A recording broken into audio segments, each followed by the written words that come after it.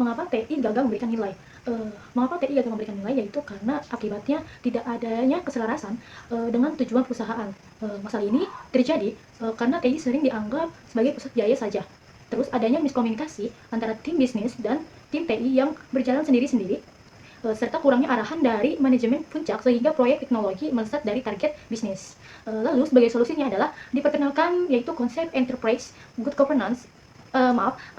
Solusinya yaitu adalah diperkenalkan konsep enterprise governance of IT, atau kita singkat jadi EGIT, yaitu sebuah perubahan pola pikir yang mengintegrasikan tata kelola TI ke dalam tata kelola perusahaan. EGIT ini dianalogikan sebagai jembatan yang menghubungkan infrastruktur TI dengan nilai bisnis melalui 3 fondasi utama. Yang pertama itu struktur organisasi yang jelas seperti komite pengarah, lalu yang kedua ada proses pengambilan keputusan dan manajemen portofolio yang teratur, dan yang ketiga itu serta mekanisme relasional berupa komunikasi dua arah yang aktif antara pimpinan TI atau CEO dan direksi lainnya. Selanjutnya yaitu strategic engagement model. Ada strategic fit secara vertikal dan juga functional integration secara horizontal. Hal ini tuh bertujuan sebagai informasi yang bersifat mutlak.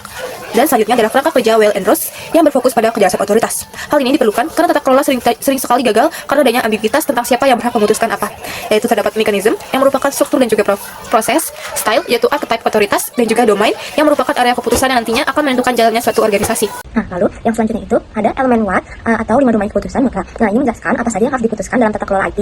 Nah, yang pertama itu ada IT infrastruktur berisi perangkat dasar IT. Ada server, jaringan internet, database, cloud, dan keamanan sistem. Nah, contohnya di S-Samsat itu ada server pembayaran pajak kendaraan, jaringan antar Samsat, serta keamanan data wajib pajak. Lalu yang kedua itu ada IT arsitektur. Nah, aturan dan rancangan integritas sistem. Contohnya itu integrasi data antar Samsat, Bapeda Jabar, kepolisian, dan Bank BJB. Jadi semua sistem saling terhubung. Nah, lalu yang ketiga itu ada business application, aplikasi yang dipakai untuk pelayanan. Nah, contohnya itu apa sih? Nah, yang pertama itu ada aplikasi S-Samsat Jabar, lalu ada aplikasi cek pajak kendaraan, lalu yang terakhir ada pembayaran online. Nah, tujuan itu untuk mempermudah pelayanan masyarakat. Lalu yang keempat itu ada IT principles. Nah, arah dan prinsip penggunaan IT. Contohnya di Bapeda Jabar itu digitalisasi pelayanan pajak, lalu pelayanan cepat transparan, mengurangi antrian manual. Jadi, pedoman utamanya itu pengembangan sistem. Nah, selanjutnya yang kelima ada investment dan prioritasian. Nah, contohnya itu ada pengadaan server baru, pengembangan aplikasi mobile, dan ada peningkatan keamanan data. Biasanya diputuskan berdasarkan kebutuhan dan manfaat pelayanan publik. Lalu selanjutnya itu ada elemen who, ada 6 archetype kekuasaannya. Nah, bagian ini menjelaskan siapa yang mengambil keputusan IT nih. Yang pertama itu ada bisnis monarki. Keputusan dipegang pimpinan tertinggi, contohnya itu kepala Bapeda Jabar, Sekda, gubernur. Mereka menentukan arah besar digitalisasi. Yang kedua itu ada IT monarki. Nah, keputusan itu dipegang oleh divisi IT atau CIO, contohnya itu tim IT Bapeda, lalu ada Diskominfo, lalu pengelolaan sistem dan Samsat. Nah, mereka itu yang menentukan teknis sistemnya. Lalu yang ketiga itu ada federal, gabungan pimpinan dan unit kerja. Contohnya itu Bapeda, Kominfo dan Samsat daerah itu bekerja sama dalam menentukan kebijakan IT. Nah, selanjutnya itu yang keempat ada feudal, setiap unit bekerja sendiri-sendiri. Contohnya itu tim Samsat punya sistem berbeda, biasanya kurang efektif karena datanya sulit terintegrasi. Nah, selanjutnya itu yang kelima, ada IT duopoli, kerjasama antara pimpinan bisnis dan IT. Nah, ini paling cocok buat Samsat karena pimpinan menentukan kebutuhan layanan, tim IT menentukan teknis sistem. Lalu yang terakhir keenam ada anarki. Nah, semua bebas menentukan sendiri, biasanya buruk karena sistem jadi tidak teratur.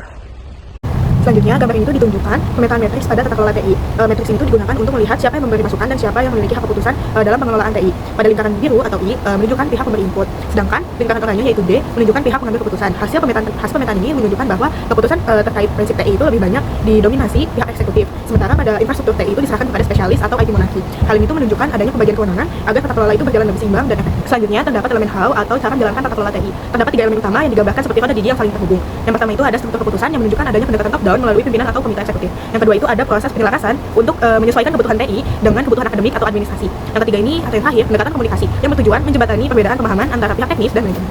Nah, yang selanjutnya di sini ada penyelarasan. Penyelarasan itu adalah adaptasi dinamis model loop, yang dimana penyelarasan itu bukan tujuan akhir, melainkan mekanisme adaptasi yang terus-menerus. Di sini ada inputnya. Nah, renstra institusi dan renstra TI. Lanjut ke penyelarasan inti, yang dimana pencampuran dinamis itu antara keputusan TI dan sistem bisnis. Setelah itu ke outputnya, yang dimana tercapainya secara strategis. Selanjutnya ke analisis gap, monitoring, dan koreksi atau adaptasi. Balik lagi ke penyelarasan inti, yang dimana percampuran dinamis dan antara keputusan TI dan sistem bisnis.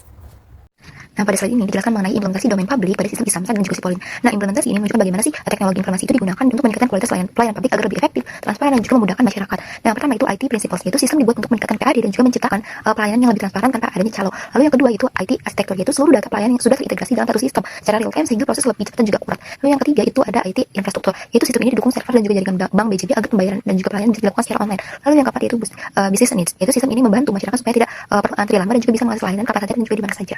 Oke, di sini aku akan menjelasin terkait membedah gesekan arsitektur, di mana user general Samsat di sini ada user general, di mana user general ini yang pertama akan mengirimkan SMS melalui web ataupun SMS. Yang kedua adalah terima kode bayar, yang ketiga bayar di ATM, yang keempat ada tukar SKPD. Selanjutnya yaitu ada server aktif. Yang pertama akan adanya sinkron dari kendaraan, yang kedua akan ada generatif virtual akun, yang ketiga adanya web service Bank BJB, dan selanjutnya ada validasi final. Hal ini juga akan berkaitan dengan kegagalan arsitektur data minimal yang biasanya yang antara kegagalan itu biasanya terjadi karena kegagalan arsitektur data tersebut. Jadi serupai pada Samsat memvalidasi NIK-nya kadang ada yang salah gitu, sementara bank memvalidasi NIK rekening ATM, di mana gesekan ini menggagalkan transaksi online, dan disitulah cara user general dan server akun itu berhubungan.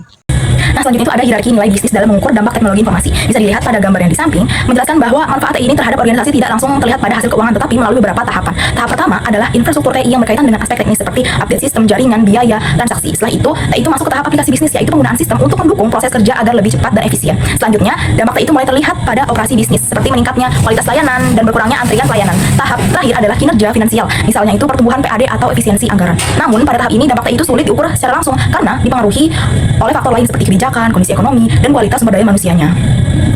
Gambar tersebut juga menunjukkan adanya pengenceran dampak teknologi informasi, yaitu semakin tinggi level dampak bisnis, semakin sulit membuktikan bahwa hasil tersebut murni berasal dari teknologi informasi. Selain itu, dampak bisnis dari TI ini membutuhkan waktu karena organisasi harus melalui proses pembangunan infrastruktur, penerapan aplikasi, hingga perbaikan operasional sebelum akhirnya berdampak pada kinerja keuangan organisasi. Baik, selanjutnya, saya akan menjelaskan bahwa COVID-5 digunakan untuk memastikan tata kelola TI berjalan lebih terarah dan terkontrol. Jika Well and Rose fokus pada pembagian hasil keputusan TI, maka COVID-5 fokus pada proses pelaksanaan dan pengawasannya. COVID-5 membantu organisasi memastikan sistem digital berjalan sesuai kebutuhan pengguna dan tujuan organisasi. Framework ini juga mendukung integrasi antar sistem agar pelayanan menjadi lebih efektif dan efisien. Selain itu, COVID-5 membantu menjaga kualitas layanan, keamanan data, serta meminimalkan risiko kesalahan sistem. Dengan adanya tata kelola yang jelas, implementasi layanan digital dapat berjalan lebih optimal dan konsisten. Slide selanjutnya yakni eksekutif sintetis mengubah TI menjadi keunggulan kompetitif. Slide ini menjelaskan bahwa teknologi informasi bukan lagi hanya alat pendukung, tetapi sudah menjadi bagian penting dalam meningkatkan kualitas pelayanan organisasi.